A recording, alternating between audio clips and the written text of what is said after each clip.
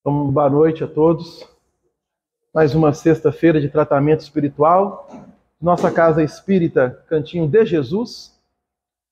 Hoje, na sequência da obra Justiça Divina, que nós estamos estudando, pelo Espírito Emmanuel, através da psicografia de Francisco Cândido Xavier, o capítulo 51, que traz o título Nas Leis do Destino.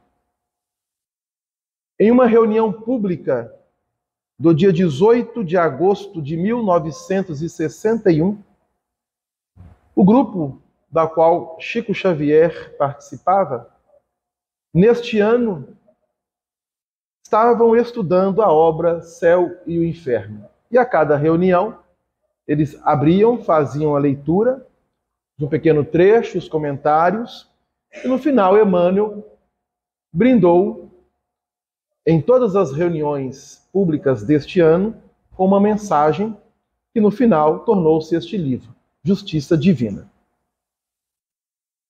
Primeira parte, capítulo 6, item 15. Foi aberto a obra Céu e Inferno neste dia. E neste capítulo trazemos, ou Kardec traz, o título Doutrina das Penas Eternas, que diz assim: a doutrina das penas eternas, absolutas, conduz, pois, forçosamente à negação ou à diminuição de alguns dos atributos de Deus.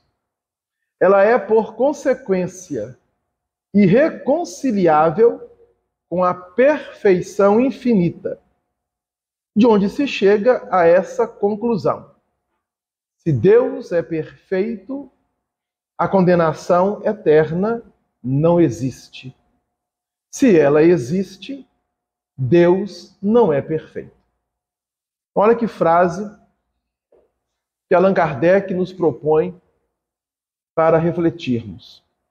Lembrando que a obra Céu e Inferno é a quarta da codificação espírita.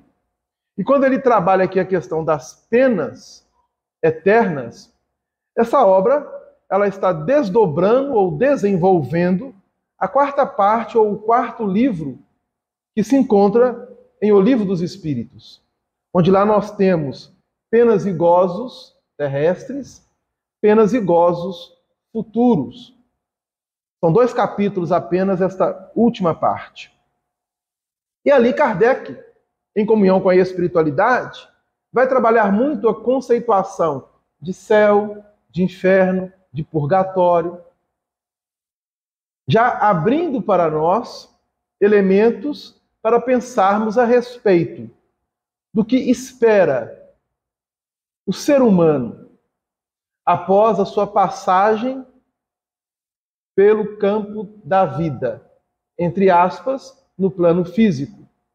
Porque à medida que nós vamos penetrando este entendimento dessa doutrina relacionada às penas, nós vamos observar que a vida, ela é inerente ao espírito. Então há uma dificuldade muito grande por parte de nós, encarnados e também desencarnados, entendermos essa essência. Ah, Delano, mas eu entendo. Temos a informação, temos o conhecimento, já estamos despertos, obviamente, para muitas questões e situações do ponto de vista da religiosidade, da espiritualidade, mas ainda não é o ideal. A humanidade ela está caminhando gradativamente. Porque se Deus é perfeito, como ele colocou na frase, não poderíamos entender ou compreender, conforme nos esclarece a doutrina, que ele relegaria à eternidade espíritos condenados sem ter a possibilidade de se reabilitar, se reajustar diante da lei. Imaginemos passarmos a eternidade sofrendo. Quando nós passamos por determinadas situações no plano físico, que, querendo ou não, vamos ter uma experiência de dor e sofrimento, nós ficamos até para morrer, não é verdade? E dizemos assim, não, eu não estou aguentando, eu não vou dar conta. E nós sabemos que passa. Agora imaginemos pela eternidade. Então isso não condiz com o atributo da divindade, que também foi esclarecido pela doutrina espírita em O Livro dos Espíritos. Lá na questão de número 13, Kardec nos apresenta alguns dos atributos de Deus para a nossa compreensão. Alguns. Deus é perfeito. A condenação eterna não existe. Isto é, nenhum espírito ficará pela eternidade em sofrimento, em dor. Se ela existe, Deus não é perfeito. Então nós precisamos compreender isso e assimilarmos isso. Aí o Emmanuel, no final da reunião deste dia, ele vai nos propor justamente o título Nas Leis do Destino. Então existe uma lei no universo e nós não escapamos dela. Todos os espíritos, onde quer que estejam, em qual posição se encontrem, estão submetidos a essa lei. A lei divina. Aí, ele vai iniciar assim.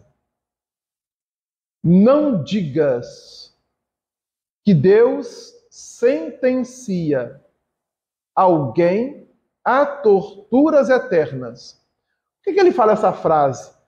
Porque nós vamos herdando através da cultura, do costume, dos próprios hábitos dos povos, e nós, do ponto de vista religioso, herdamos muito dentro da escola católica, da escola protestante, uma ideia errônea, equivocada a respeito dessas penas eternas. E muitos de nós ainda colocamos para outros, ou até mesmo para nós, a questão da punição, do castigo, que Deus vai endereçar, vai enviar a um coração que teve ali uma falha. Então ele diz, não digas que Deus sentencia alguém a torturas eternas. Tanto quanto podemos perceber, o pensamento divino, imanente em todos os seres e em todas as coisas, o Criador se manifesta a nós outros, criaturas conscientes, mas imperfeitas, por meio de leis que lhe expressam os objetivos no rumo do bem supremo. Então, Emmanuel está colocando que estamos tomando uma conscientização dessas leis divinas, mas que ainda somos imperfeitos. E é através dessas leis que vamos aprendendo os objetivos pelos quais nós nos encontramos na Terra. Essas leis, na feição primitiva, podem ser abordadas nos processos rudimentares do campo físico. Então nós vamos ser impactados pelo externo. Até que, desabrochando a intimidade, nós vamos aprendendo a caminhar. Aí ele vai dizer assim: o fogo é agente precioso da evolução nos limites em que deve ser conservado. Então imaginemos o homem primitivo, ao colocar a palavra descobrir, né? O fogo. Olha que revolução, que passo gigantesco deu os seres humanos no planeta em que nós habitamos, a época do descobrimento do fogo. Parece coisa simples, não é verdade? Assim, gente, fogo. Hoje, você em casa, com um isqueiro ou com um palito de fósforo, você até fogo. Mas no passado, não era assim. Para você ter o fogo, o homem teve que suar muito, caminhar muito, para que este benefício pudesse não somente agasalhar a todos. Quando eu falo agasalhar, estou usando aqui uma expressão de linguagem, devido às temperaturas baixas, de acordo com as regiões que os nossos irmãos habitavam, ou poderiam ser muitos deles nós mesmos, vivenciando experiências, e de repente, um fogo, uma fogueira, aquecendo-nos,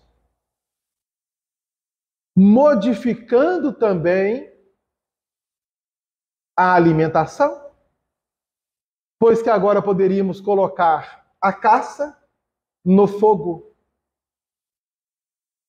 coisa que os primitivos comiam quase que a carne cru dos animais que caçavam. Olha que passo gigantesco o fogo. Só que a gente não atina para isso porque já passamos por este processo. Para nós é algo normal, natural. Mas, entretanto, se colas a mão no braseiro, é natural que incorras de imediato nas consequências. Então, até hoje, o fogo continua sendo fogo. Se você for aproximar a mão, você vai se queimar. Você terá as consequências. A máquina é apêndice do progresso.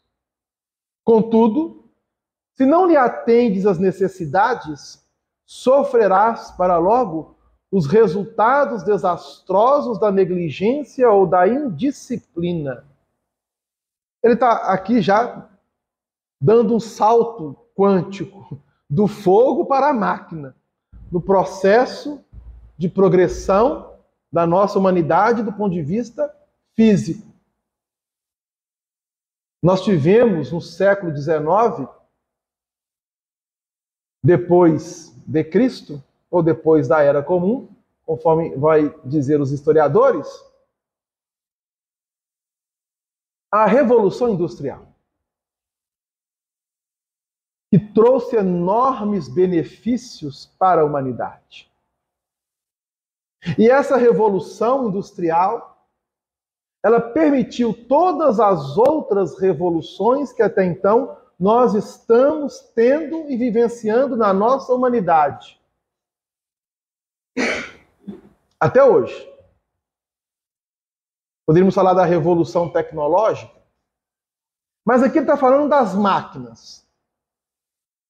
E aí nós temos dentro dos nossos lares aparelhos que facilitam as nossas vidas. Então nós temos hoje uma geladeira que conserva os alimentos e podemos manter a água armazenada e tomá-la gelada. Antes não tínhamos. essa possibilidade. Nós temos uma máquina de lavar que facilita a vida de muitas pessoas. Nós temos a televisão,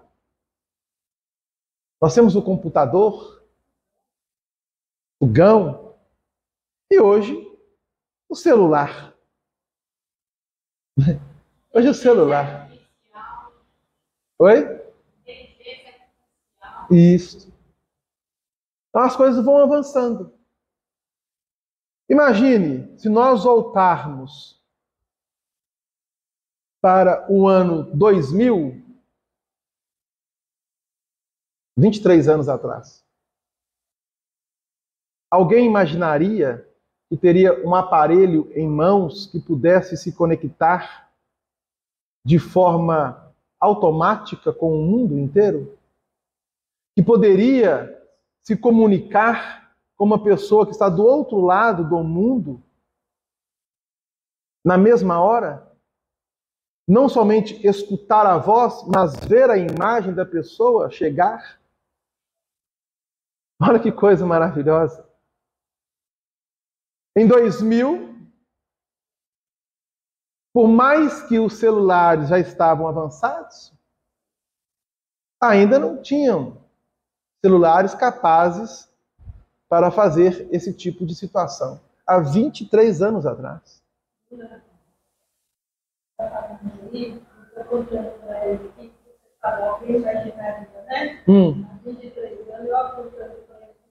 Você.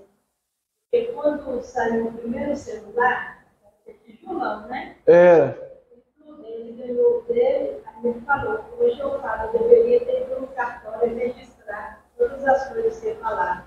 Ele falou, ele falou, seu mãe, vai chegar uma época que você vai estar em qualquer lugar, que você vai ver na sua casa todinha, você vai ver a pessoa do outro lado, você vai conversar com ela, você vai ter você está falando, eu apontando. Pois é.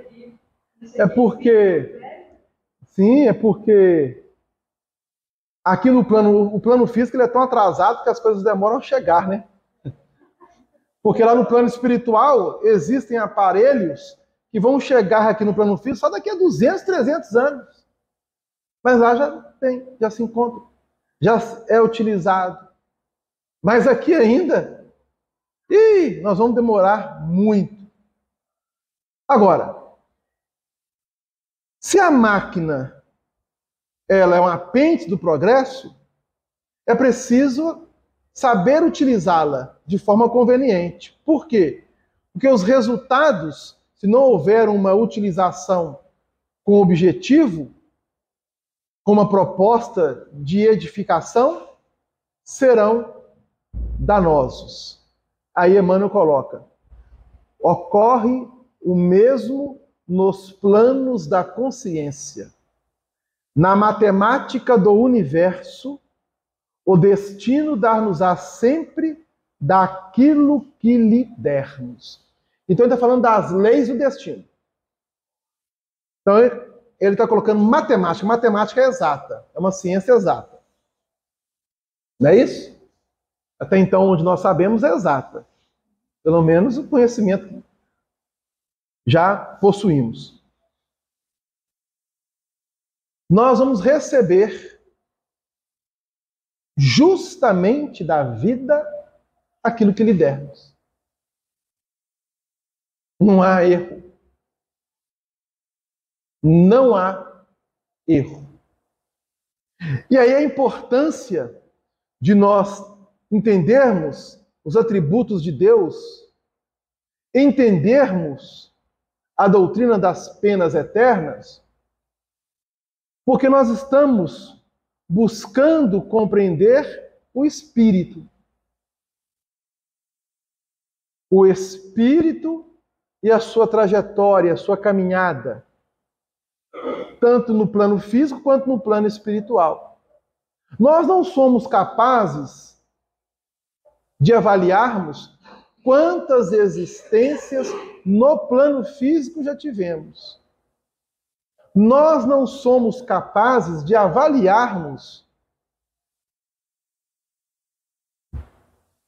o nosso início, os nossos primeiros estágios como seres humanos, ainda bem primitivos. Nós não temos essa condição, mesmo depois de desencarnados. Então, no Livro dos Espíritos, Kardec pergunta se, após o desencarne, nós conseguiremos lembrar das nossas existências passadas. Olha que coisa interessante. Será que eu vou chegar lá no plano espiritual, o véu vai se abrir e eu vou ter acesso a todas as minhas existências passadas? A espiritualidade vai afirmar a Kardec que, à medida que o véu se levanta, nós vamos então tomando conhecimento. A visão vai, obviamente, abrangendo. Mas na prática não é bem assim. Porque ali os espíritos estão falando de uma forma geral. De uma forma que sai do patamar do planeta que habitamos e abrange cosmos universal. Porque muitos de nós, ou a grande maioria, ao deixarmos o corpo, não teremos condições de saber das nossas existências passadas pelo seguinte fato, muito simples, que nós não daremos conta de estar bem conosco ou em equilíbrio quando deixarmos a atual existência. Porque muitos espíritos adentram o plano espiritual completamente perturbados. E a perturbação é tão grande, tão grande, tão grande, que ele fixa na ideia, gerando uma monoideia, e fica ali preso nesse circuito durante anos, décadas, séculos, milênios.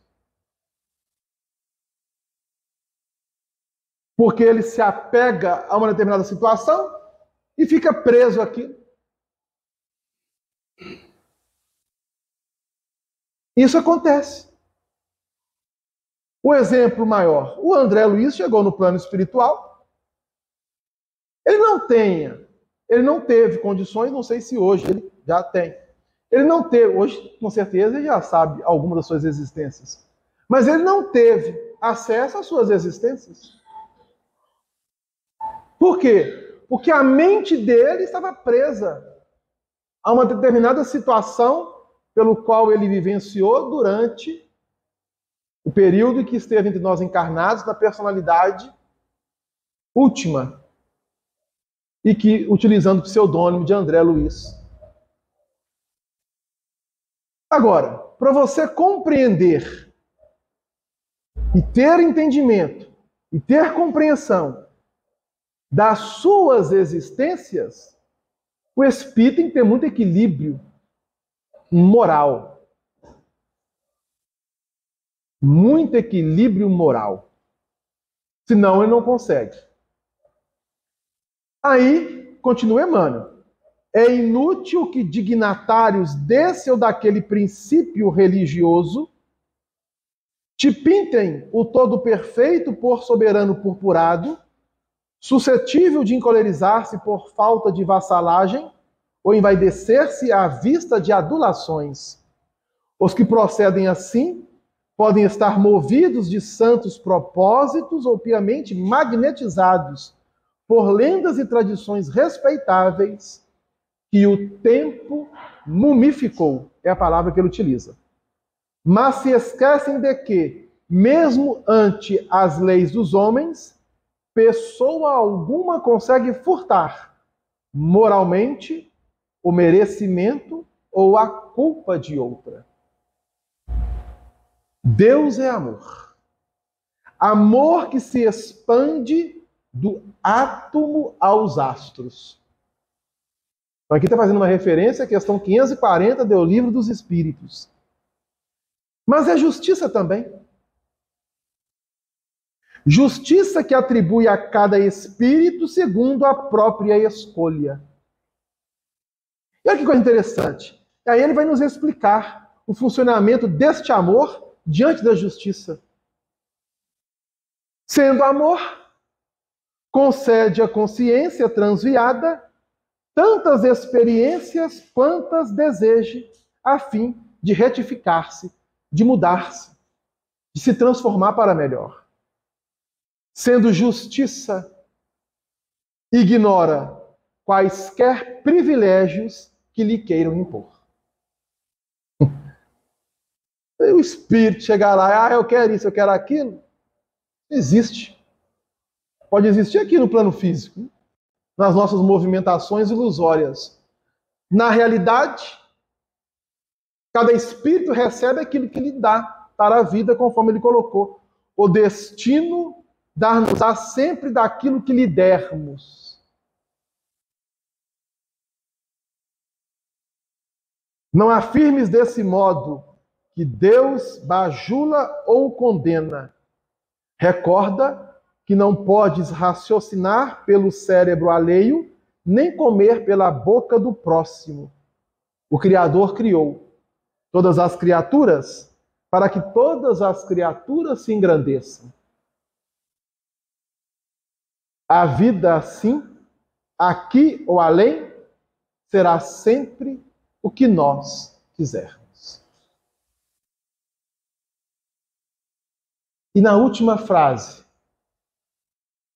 o Emmanuel, ele nos brinda até ajudando-nos uma interpretação de uma passagem do Evangelho, narrada por alguns evangelistas, que foi o momento da crucificação, e estando ao lado de Jesus, dois ladrões. Jesus ao centro, um à esquerda, o outro à direita do Cristo. E um deles pede a Jesus que lembrasse dele quando chegasse no paraíso. E Jesus diz, hoje mesmo estará comigo. E Emmanuel diz assim: não sofismemos a palavra de Jesus. Quando prometeu ao companheiro de sofrimento no Calvário que estaria com ele no paraíso, como poderia estar em qualquer instituto de educação no mundo espiritual, porque foi o próprio Cristo quem nos informou de maneira incisiva que o reino de Deus está dentro de nós. Essa colocação de Emmanuel é importante, que ele colocou como poderia estar em qualquer instituto de educação. Educação do quê? Do espírito. Da alma. Ao qual ele terá que trabalhar em si mesmo, retornar ao plano físico, para reafirmar se ele aprendeu ou não. E se não tiver aprendido? Justiça que atribui a cada espírito segundo a sua própria escolha. Sendo amor, concede à consciência transviada tantas experiências quantas deseje, a fim de retificar-se. Então nós fechamos essa primeira parte, agradecendo a Deus pela oportunidade